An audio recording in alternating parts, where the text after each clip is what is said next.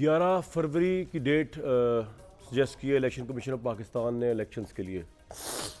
उसके अंदर हुआ ये कि आज सुप्रीम कोर्ट के अंदर जो है वो आम इंतखाबात 90 दिन में कराने के हवाले से पटिशन लगी हुई थी और सदर मुमलिकत की काफ़ी ले दे हुई उसके अंदर और बिल्कुल जायज़ हुई। इसमें सुप्रीम कोर्ट ने आज कहा, पाकिस्तान तहरीक इंसाफ के वकील थे अली ज़फ़र जो पहुँचे वहाँ पे कि 90 दिन में वो मरसिया पढ़ रहे थे कि 90 दिन के अंदर इलेक्शन नहीं हुआ, आइन की वो हो गई। तो उसमें चीफ जस्टिस ने कहा कि सदर मुमलिकत ने तारीख का ऐलान ना करके ख़ुद आइन की खिलाफ वर्जी की है।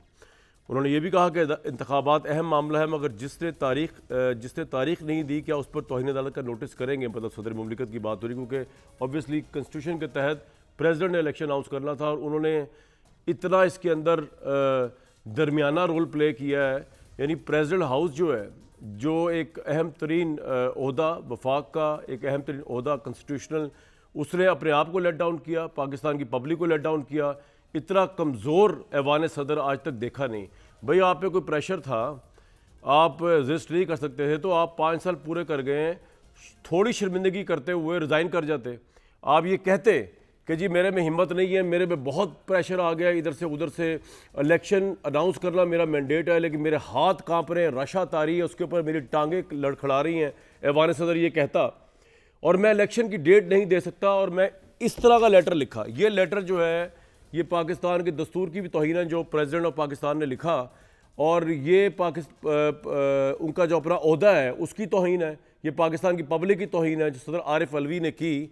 उन्होंने जनरल इलेक्शन की डेट देने के बजाय उन्होंने सजेस्ट किया सिर्फ कि ऐसा हो जाए तो वैसा हो जाए।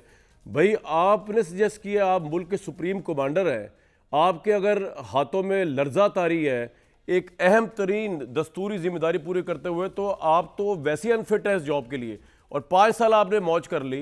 तो अगर आप पे इतना प्रेशर है और आप ऐवान सदर चला ही नहीं सकते तो आप बैठे हुए क्यों हैं उधर? मतलब क्या इतना ओहदे की लालच जो है या ओहदे का प्रोटोकॉल जो है वो इंसान को इस हद तक ले जाता है कि वो इतने बड़े पाकिस्तान के ओहदे को डिग्रेड और डिसग्रेस करे। इससे पहले बहुत से लोगों ने किया हुआ है। तो आरिफ अलवी साहब जो है जब तारीख लिखी जाएगी और आज जिस तरह सुप्रीम कोर्ट ने इसको टेकअप किया है तो उनका नाम भी उन सुनहरे हुरूफ में मेरा ख्याल से आएगा जिसमें जिन्होंने इलेक्टेड प्रेसिडेंट होते हुए, चलें जनरल ज़ियाउल हक के मुतालिक तो कह दिया ना चीफ जस्टिस ने कि जो उनका नाम नहीं होना चाहिए दस्तूर के अंदर। अयूब खान भी आमिर थे, मुशर्रफ साहब भी आमिर थे। आप तो इलेक्टेड प्रेसिडेंट थे, तहरीक इंसाफ के इलेक्टेड। आपने ये जो डिसग्रेस किया है सदर को, इसको तो के ओहदे को, इसको तो कभी किसी को माफ़ करना ही नहीं चाहिए, तारीख को तो एटलीस्ट नहीं करना चाहिए।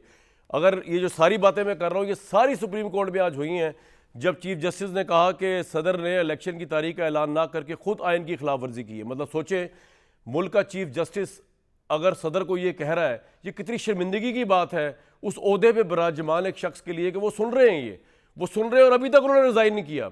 आज तक इलेक्शन की डेट नहीं दी उन्होंने, अभी तक उन्होंने रिज़ाइन नहीं किया।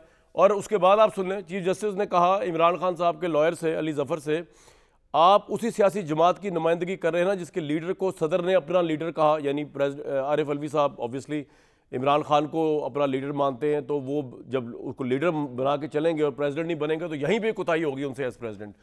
अपने लीडर से, चीफ जस्टिस ने कहा कि अपने लीडर से यानी इमरान खान से फ़ोन पर बात करवा के सदर मुमलिकत से इंतखाबात की तारीख का ऐलान करा देते। ये कितनी डिसग्रेस बात है कि प्रेसिडेंट ऑफ पाकिस्तान को सुप्रीम कोर्ट पाकिस्तान तहरीक इंसाफ का एक ओहदेदार समझ रही है, एक सियासी कारकुन समझ रही है जो काम कर रहा है not under the constitution of Pakistan, not under the rule of law but under the dictations of the chairman Pakistan Tehreek Insaf. इसके अलावा चीफ जस्टिस ने कहा क्या सदर मुमलिकत ने सुप्रीम कोर्ट से राय लेने के लिए हमसे रुजू किया।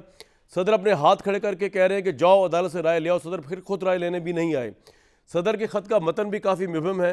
सदर ने जब खुद ऐसा नहीं किया तो वो किसी और को मशवरा कैसे दे सकते हैं। अली ज़फ़र आप कह रहे हैं कि सदर आइन की खिलाफ वर्जी के मुर्तकब हो रहे हैं, आप जो दलाइल दे रहे हैं इससे तो सदर मुमलिकत पर आर्टिकल 6 लग जाएगा, ये चीफ जस्टिस ने कहा है।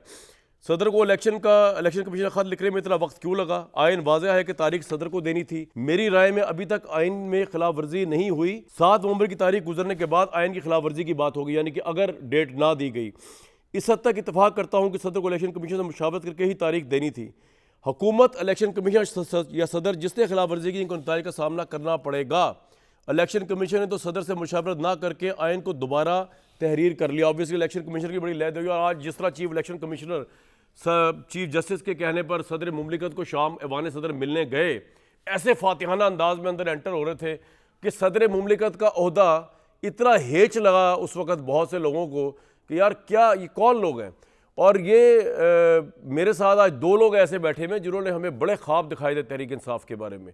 एक ऐसी पार्टी आ रही है जो पता नहीं वेस्टर्न डेमोक्रेसी से करीब हमें ले जाएगी, जमहूरियत की एक नई जहद दिखाएगी, एक थर्ड ऑप्शन आएगी।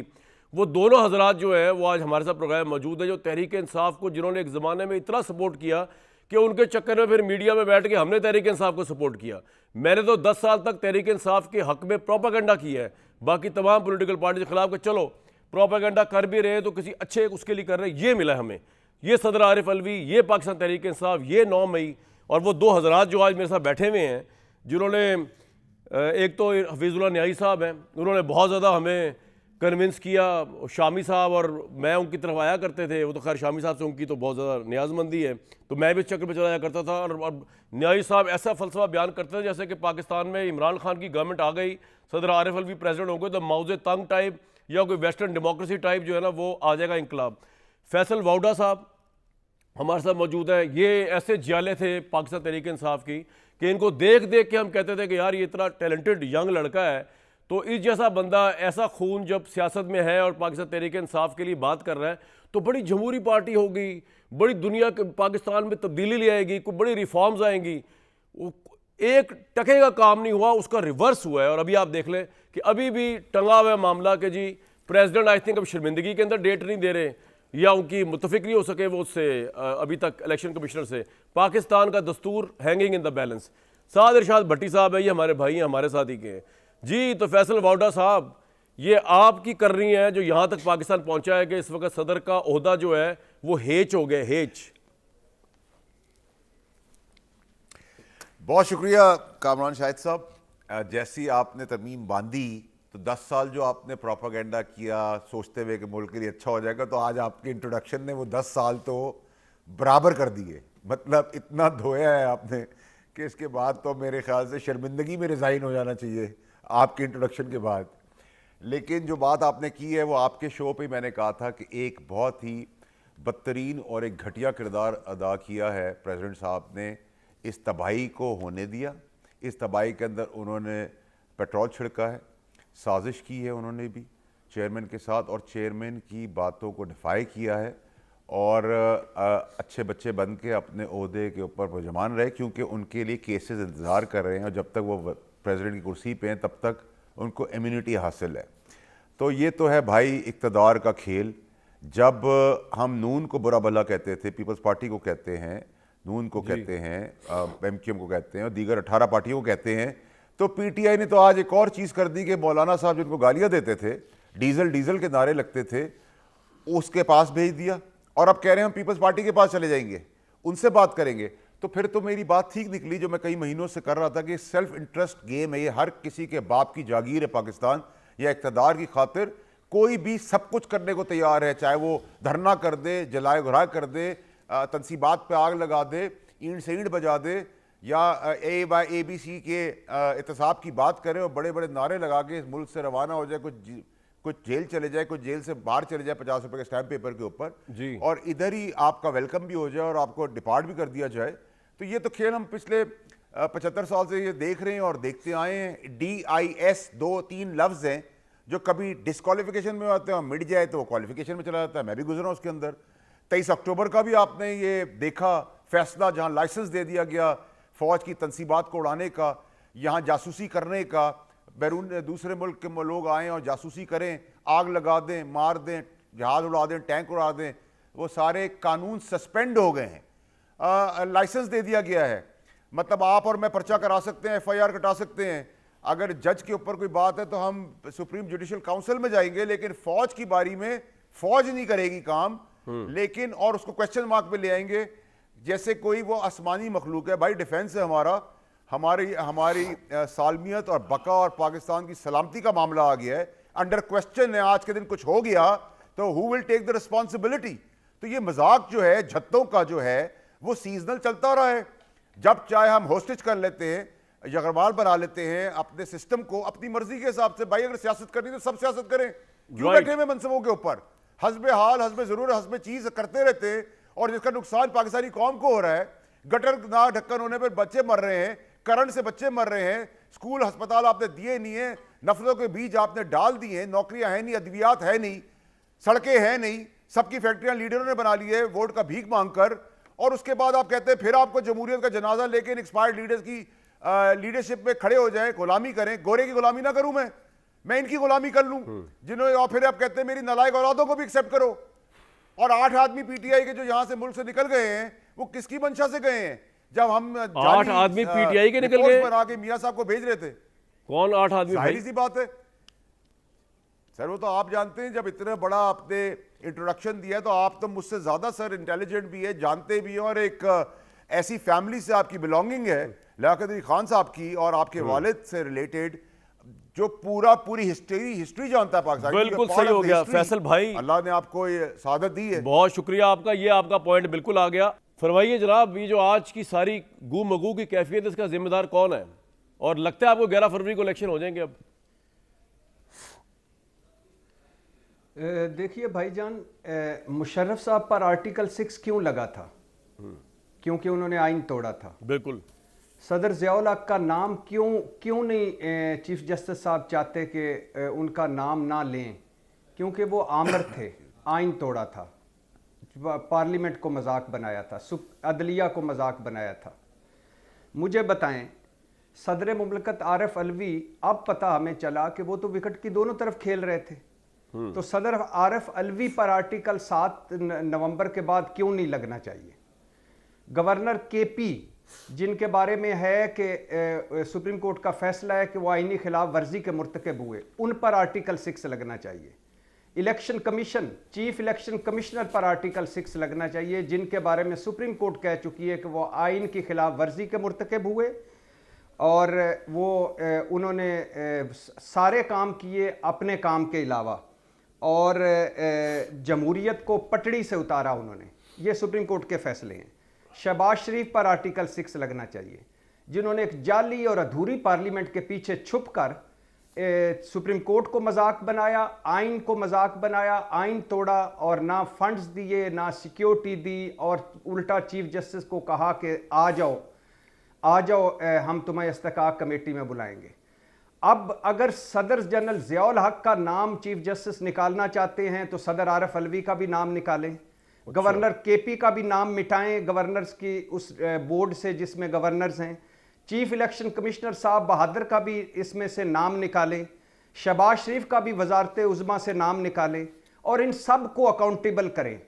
ये मुल्क है कि मजाक है? ये बनाना रिपब्लिक है? जिसका दिल चाहता है वो आइन तोड़ देता है, जिसका दिल चाहता है वो मजाक बना देता है हर किसी को।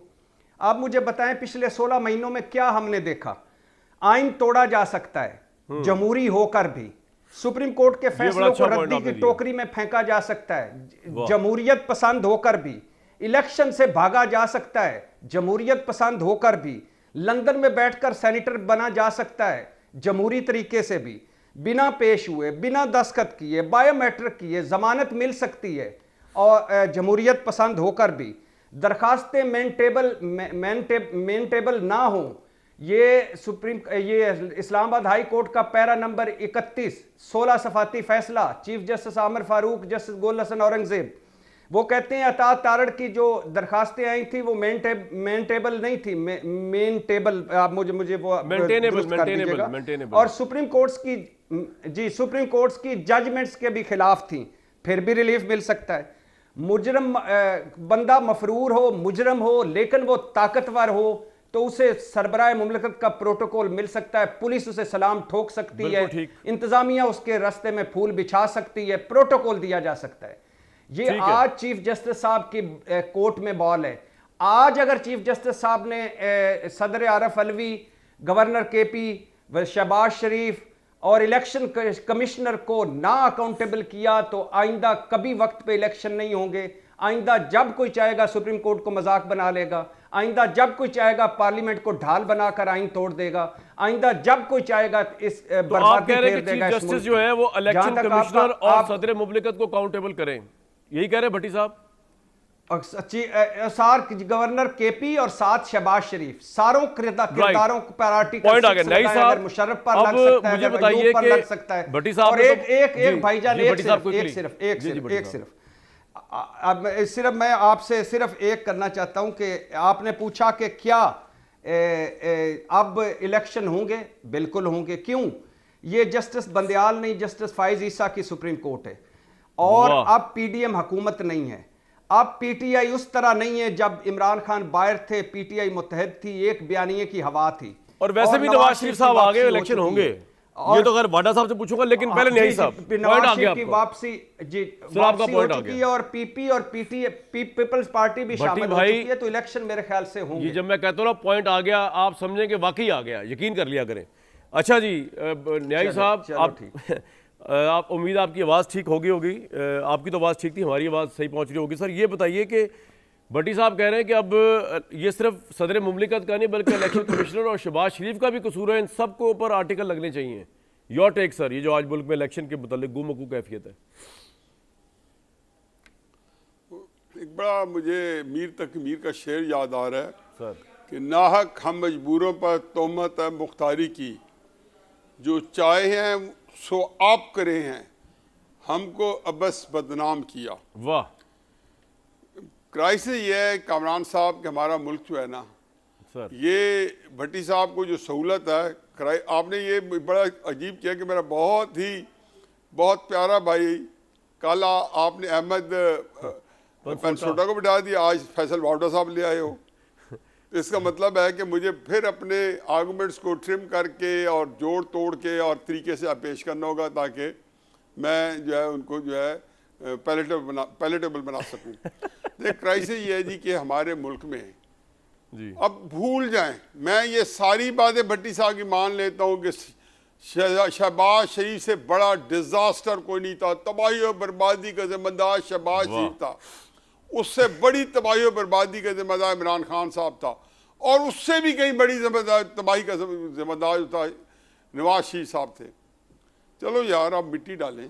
अब तो अनान इक़्तिदार जो है वो जिसके कब्ज़े इस्तेबदाद में है, वो मुल्क को लेके आगे चले। अब तो सवाल ये नहीं होना चाहिए कि मुल्क में इंतखाबात होंगे या नहीं होंगे। ये क्यों सवाल आ रहा है? आपसे लोग क्यों पूछते हैं, फैसल साहब से क्यों पूछते हैं, भट्टी साहब से क्यों पूछते हैं, मैं किसी शादी गमी में जाऊं क्यों पूछते हैं? सुबह शाम सवाल हो रहा है, हर जिस प्रोग्राम में बैठो कहते हैं जी बताएं जी सुप्रीम कोर्ट ने फैसला कर दिया है। सुप्रीम कोर्ट का फैसला हरफ आखिर है। मतलब अगर सुप्रीम कोर्ट नवाज शरीफ साहब को या यूसुफ गिलानी को नाअहल करार दे दे और उनके नीचे चूंकि पाकिस्तान की आर्म फोर्सेस भी हैं और पुलिस भी है, और वो कहे हमने नहीं मानते तो सुप्रीम कोर्ट क्या कर लेगा? लेकिन मुमकिन है नहीं है। आपके यहाँ कल सुप्रीम कोर्ट ने फैजाबाद धरने केस के अंदर जो ऑब्जर्वेशन हैं, ये इस कौम का मुंह चढ़ा रही हैं काजी फायज ईसा साहब जी, जिनकी मैं भी परस्तिश कर रहा हूं, उनकी किरदार की, उनकी अक़दार की, उनकी शराफत की और उनकी असूल पसंदी की, और हम तीनों भाई उसके ऊपर मुतफिक हैं। उनकी ऑब्जर्वेशन करके देख लें। वो कहते हैं जब मैंने फैसला कर लिया इम्प्लीमेंट क्यों नहीं हुआ, कौन माने था, क्या रुकावट थी? चलो उसको भी छोड़ें। ये 2 हफ्ते पहले आर्मी एक्ट को जो है सुप्रीम कोर्ट ने वेहेमेंटली और Strike down कर बगैर दिया। किसी इफ्स एंड बट्स के और कॉमा और फुल स्टॉप के उड़ा दिया है। क्या इम्प्लीमेंट हो गया है? जरूर उसकी वजह होंगी कि वो उसके बाद अपील में जाएंगे। काजी फैजी साहब ने यही कहा है कि भाई आप अपील में जाएं या नजरानी की दरख्वास्त दें। उसमें यहाँ ये क्या लिखा हुआ है कि सुप्रीम कोर्ट का फैसला इम्प्लीमेंट नहीं होगा जबकि फैसला आ गया हो? क्या हमने माना है? देखिए, क्राइसिस ये होता है कि कमज़ोर आदमी के पास तो चॉइस ही नहीं है। अगर आप ये कहें कि नवाज शरीफ या इमरान खान या कोई मेरे जैसा बंदा जो है वो सुप्रीम कोर्ट का फैसला नहीं मानेगा, मुमकिन ही नहीं है। हम तो खैर कैप्टिव हैं, मान लेंगे, लेकिन असल बात यह है कि रियासत पाकिस्तान सुप्रीम कोर्ट के फैसले मानेगी और नहीं मानेगी, क्या बनेगा? हर 4, 5, 6 साल बाद ये सवाल कामरान शाहिद साहब मुझसे क्यों पूछते हैं पिछले 60-70 साल से कि इस मुल्क का अगला निज़ाम कौन सा होगा? यही भट्टी साहब मेरे सब जियो पे बैठ के यकदम इनको को बुखार आया, उबाल आया, सदारती निजाम लेके चल रहे थे। इनको किसी को नहीं पता कि 1973 का आइन जो है फेडरेशन को। 8 फरवरी को इलेक्शन अनाउंस कर दिए गए। मैं एक ब्रेक के बाद आ रहा हूँ, यहीं से शुरू करते हैं प्रोग्राम।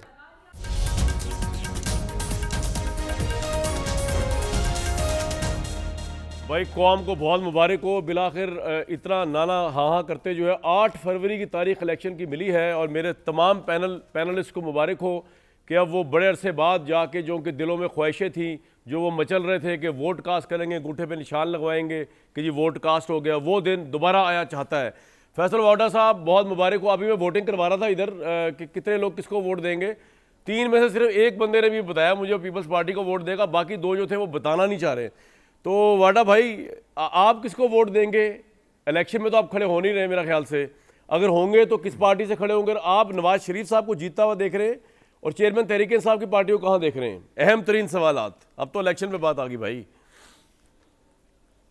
कामरान शाहिद साहब देखें, ये वाहिद मुल्क है पाकिस्तान जिसमें मुर्दे का भी वोट है और उसको काउंट भी किया जाता है। वाह। उस मुल्क की तो क्या बात करें हम। वाह। ये तो आपको पता होना चाहिए। सही बात। और उसके तनाजरे में अगर आप उसकी पैरामीटर्स में देखें, जहां मुर्दे का वोट काउंट हो जाए, मुर्दे का वोट पड़ जाए, तो उसमें इलेक्शन में आज की तारीख में तो PMLN, इस्तेकाम पाकिस्तान, खट्टक साहब, आज़ाद और MKM शमकेम मिला के एक धागे से ही पतली हुकूमत फॉर्म कर लेंगे। और बाकी तो किसी का बयानिया सबका पिट गया है।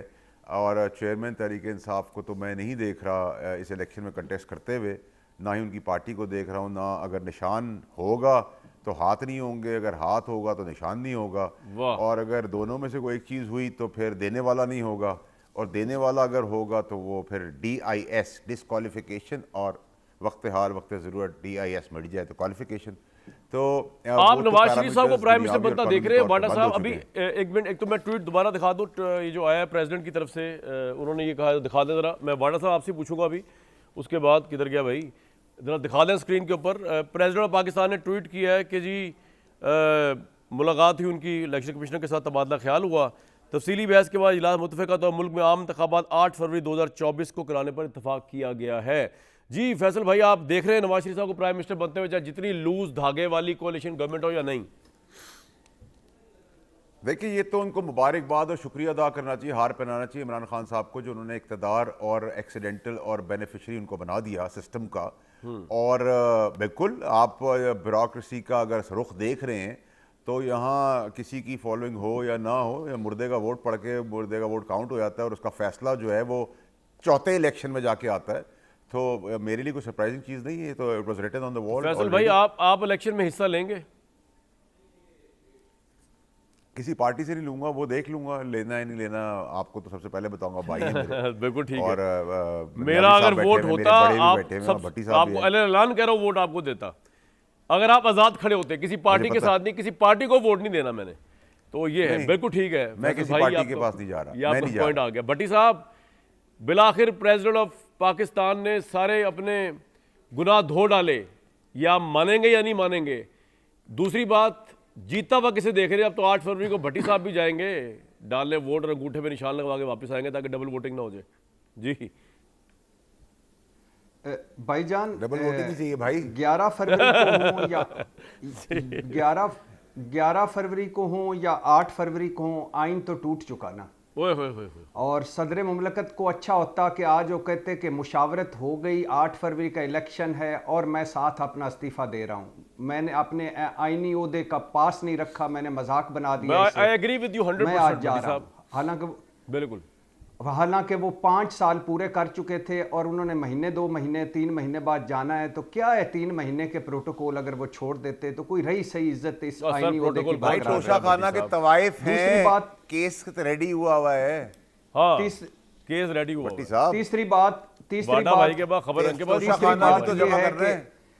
नहीं, एक मिनट, एक भट्टी साहब, एक मिनट, आपके पास तीसरी बात ये है, सदर मुमलिकत में रेडी हुआ है वाडा साहब जब उतरेंगे?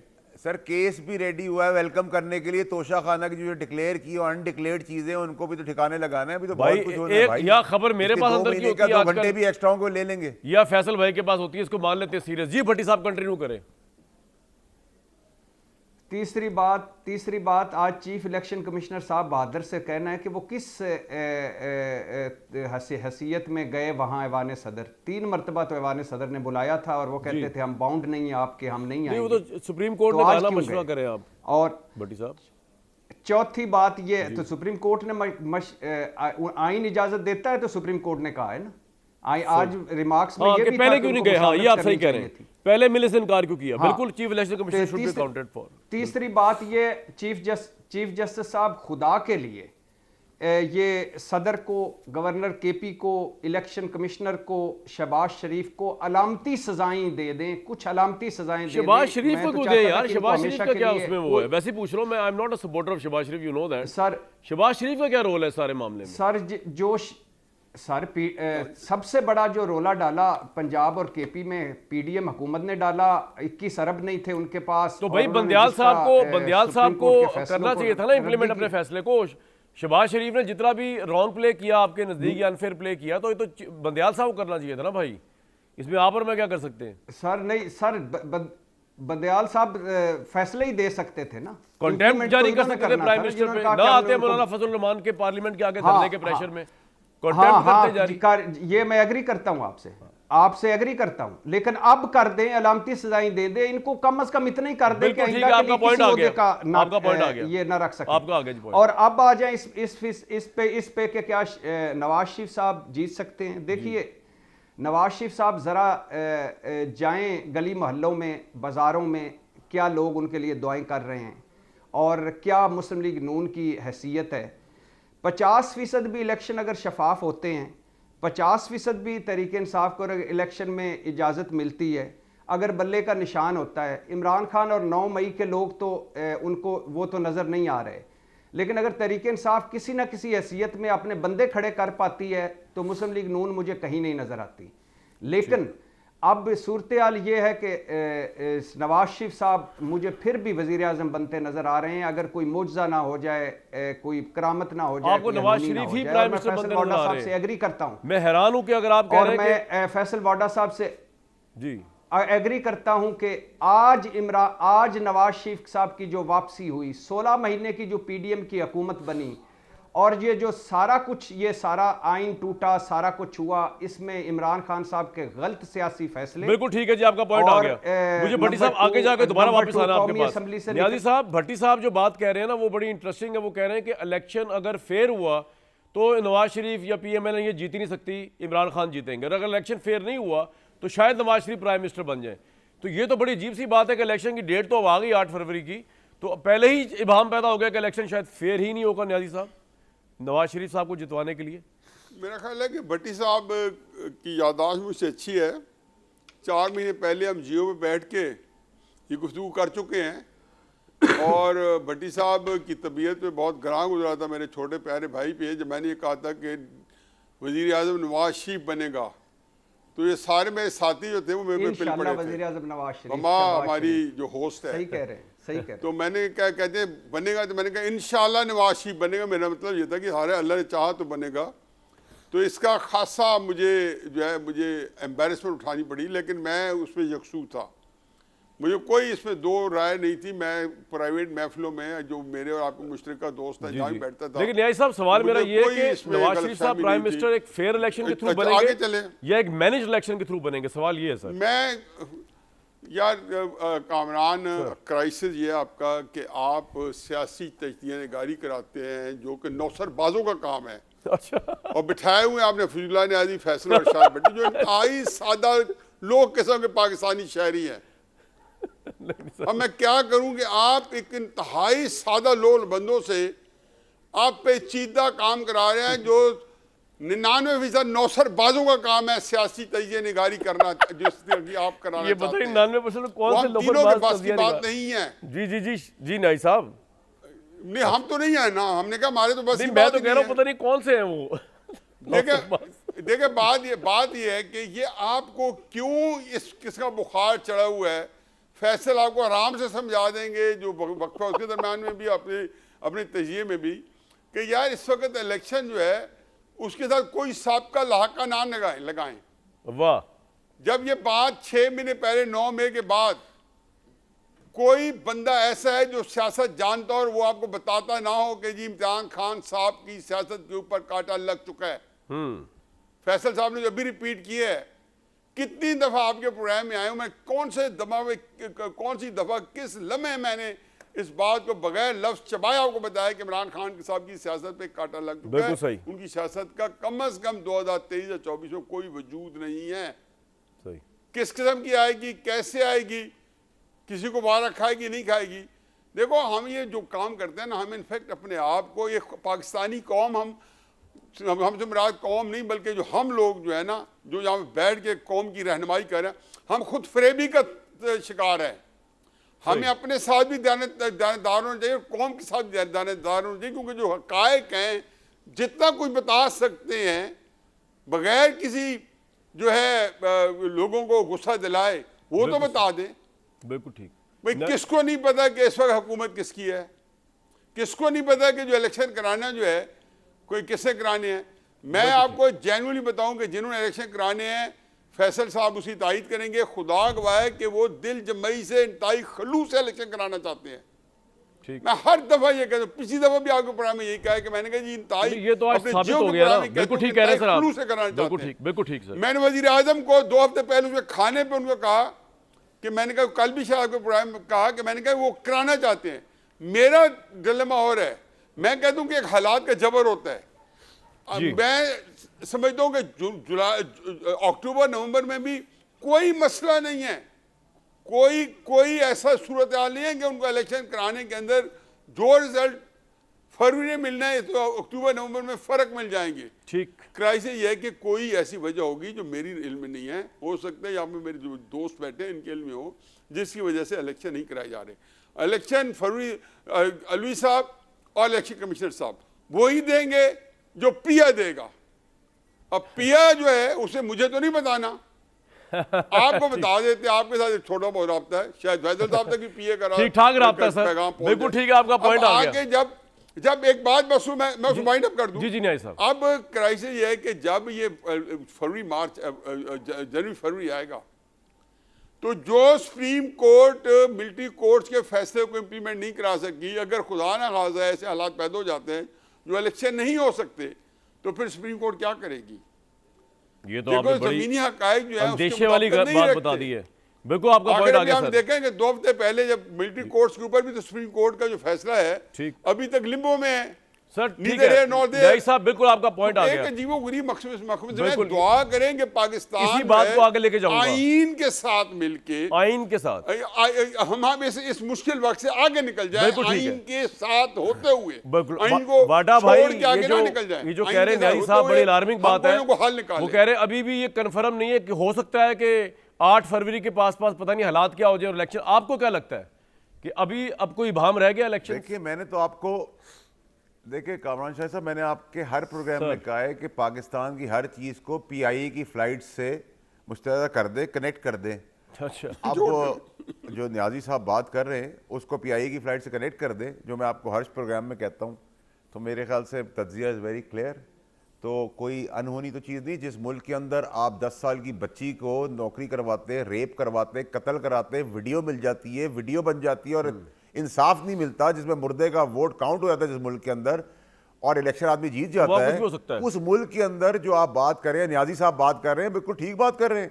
पीआई की फ्लाइट को हमेशा, लेकिन फैसल भाई मुझे एक बात बताएं, आइन कानून, ये आपका पॉइंट आ गया सर, मुझे एक बात बताएं, ये इलेक्शन कैसा होगा जिसके अंदर भट्टी साहब कह रहे हैं कि जी नवाज शरीफ साहब जीत तो जाएंगे, लेकिन वो जो जीतेंगे तो वो पॉपुलैरिटी को डिपिक्ट नहीं कर रहा होगा, वो कुछ और ही रिफ्लेक्ट कर रहा होगा। तो ये इलेक्शन कैसा होने जा रहा है 8 तारीख को, जिसके मुतालिक अभी से इस तरह की बातें हो रही हैं? देखिए जो 2008 में हुआ, जो 99 में हुआ, जो 18 में हुआ, जो आज होगा, जो कल होगा, जो आने वाले कल में होगा, वो सारे रिग्ड इलेक्शन है। इस इधर पाकिस्तान में फ्री एंड फेयर और ट्रांसपेरेंट इलेक्शन पाकिस्तान की पैदाइश से लेकर आज के दिन तक और आगे वाले दिनों तक कभी नहीं होंगे। यहाँ इंटरेस्ट ओरिएंटेड चीज़ें हैं, और इंटरेस्ट जिसकी लाठी उसकी भैंस, जिसके पास एडमिनिस्ट्रेशन, जिसका पुलिस, जिसका डीसी, जिसका एसी, जिसका आरओज, उसका इलेक्शन होता है। इसमें कोई रॉकेट साइंस तो नहीं। हम भी कंधे पे चढ़ के आए थे, अब पिछले वाले भी चढ़ के आए थे, ये सिलसिला चलता रहेगा। और इस पर हस्बे हाल हस्बे ज़रूरत आप पाकिस्तान का देखते हैं कि तमस्कर, और जिसने वोट देना है, जो गुजर रहा है, जो भुगत रहा है, अगर उसी को फिक्र नहीं है, वो 5,000 रुपये लेकर बिरयानी की प्लेट लेके मोटरसाइकिल लेके फिर वोट देना चाहता है और मुर्दा भी वोट देना चाहता है, उसका काउंट भी हो जाता है, तो फिर मुझे और आपको क्या शोर करने की न्याजी साहब को या भट्टी साहब को जरूरत है? बिल्कुल ठीक, बिल्कुल ठीक। भट्टी साहब, तो ये तो कोई नई बात नहीं है जो आप इतना वावेला मचा रहे हैं कि जी 50% लोग जो है वो क्या कहते हैं, नवाज शरीफ के लिए क्या दुआएं देते हैं। जो इलेक्शन का रिजल्ट किस्मत में होगा पाकिस्तान की वो आ जाएगा। प्रॉब्लम क्या है इसमें इतना सर? जी कोई प्रॉब्लम नहीं, सही कह रहे हैं फैसल वाडा साहब भी और न्याजी साहब भी, और आप भी सही कह रहे हैं, सारे ही सही कह रहे हैं। ऐसे ही होता आ रहा है जी, और ऐसे ही होगा, और इसमें भी कोई शक नहीं कि मुझे इमरान खान साहब कहीं नज़र नहीं आते। तहरीक इंसाफ मैंने कई मरतबा कहा है किसी काबिल ज़िक्र साइज़ में असम्बलियों में जाती नज़र नहीं आ रही। लेकिन मैंने कहा कि अगर इलेक्शन 50%, एक होता है इलेक्शन, एक होता है सिलेक्शन। जो 2018 में ताने दे रहे थे कि इमरान खान लाडला है, ये सिलेक्शन है, ये धांधली है, अब वो उसी तरह ही लाडला बन के सिलेक्टेड होके धांधली या जिस तरह भी है वो मैनेज करेंगे, तो ऐसे ही होता है। लेकिन इस वक्त सूरत हाल ये है कि नवाज शरीफ साहब बज़ाहिर लगता है, और न्याई साहब ठीक कह रहे हैं, इन्होंने कहा था इंशाल्लाह वज़ीर आज़म नवाज शरीफ, और हमने भी सही रद्द अमल दिया था कि इंशाल्लाह कैसे, अभी तो वो मफरूर है, मुजरम है, लेकिन न्याई साहब की ज़रा विजन ज़्यादा था, वो हमसे ज़्यादा आगे निकल गए। तो इशू ये है बेसिकली कि आज नवाज शरीफ साहब इखलाकियात लेस होकर भी वज़ीर आज़म है, और बयानिया लेस होकर भी वज़ीर आज़म है, और कि उसको क्या कहते हैं कि परफॉर्मेंस लेस होकर भी वज़ीर आज़म है, और पॉपुलैरिटी लेस होकर भी वज़ीर आज़म है। और ये जब वज़ीर आज़म बनेंगे और उसके बाद जो कुछ होगा, दुआ करें कि इलेक्शन से पहले सारे हालात ठीक रहे, इलेक्शन के बाद सारे हालात ठीक रहे, और नवाज शरीफ साहब किया है भट्टी साहब ने 12-13 महीने में फिर ना कहते हैं इखलाकियात लेस होकर भी नवाज शरीफ साहब प्राइम मिनिस्टर होंगे, पॉपुलैरिटी लेस होकर भी नवाज शरीफ साहब प्राइम मिनिस्टर होंगे, और पता नहीं क्या क्या लेस होकर भी वो प्राइम मिनिस्टर होंगे। भट्टी साहब कमाल बात कर दी है आपने, तो मुझे समझ नहीं आई। एक ब्रेक लूंगा जी इसलिए।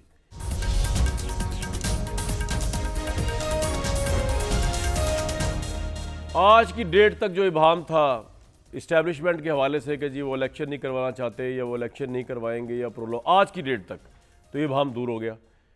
ये नज़र आ गया कि आज प्रेसिडेंट ने, जब प्रेसिडेंट देना चाहें डेट तो वो दे भी सकते हैं, हालांकि वो इससे पहले भी दे सकते थे। प्रेसिडेंट का कंडक्ट भी नज़र आ गया लोगों को। इस्टेब्लिशमेंट के मतलब जो एक बदगुमानी थी, आई थिंक आज की डेट तक क्लियर है। अब कल इलेक्शन हो या ना हो उस पर फिर हम दोबारा डिस्कशन करेंगे कि 8 फरवरी को इलेक्शन हो रहे हैं, तो आप ये नहीं कह सकते कि इस्टेब्लिशमेंट नहीं चाहती थी, वो निज़ाम चला रही है और वो चाहती है कि उसको प्रोलॉन्ग करे।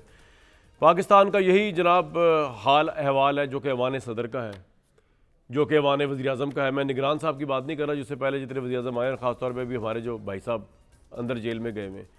तो क्या खोया क्या पाया, ये तो तारीख़ लिखेगी, तारीख़ समझेगी। मुझे तो फ़िलहाल इजाज़त दीजिए नेक्स्ट वीक तक के लिए।